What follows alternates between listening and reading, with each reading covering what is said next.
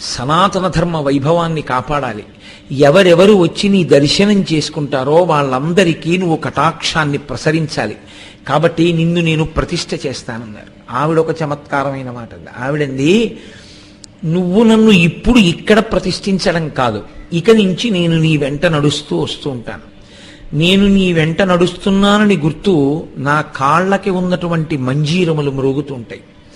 నువ్వు ఎప్పుడు వెనక్కి తిరిగి చూశావో అక్కడ నేను ఆగిపోతాను. అక్కడే నన్ను ప్రతిష్ఠ చెయ్యాలి. ఆవిడ శృంగగిరి యందు ప్రతిష్ఠ అయింది. శృంగేరి పీఠం, శారదాపీఠం. అక్కడే సరస్వతీదేవిని ప్రతిష్ఠించారు శంకరాచార్యుల వారు. అసలు ఒక రకంగా చెప్పాలంటే అక్కడ శంకరులు పీఠం పెట్టారు అనడం కన్నా సరస్వతీదేవి పీఠం పెట్టించింది అనడమే నిజమేమో. ఎందుకంటే అక్కడే శంకరాచార్యుల వారు వెనక్కి తిరిగారు. అక్కడ సరస్వతీదేవిని తీసుకొచ్చి కూర్చోబెట్టారు శంకర భగవత్పాదులు. ఈ దేశంలో సాక్షాత్తుగా శారదని తన వెంట నడిపి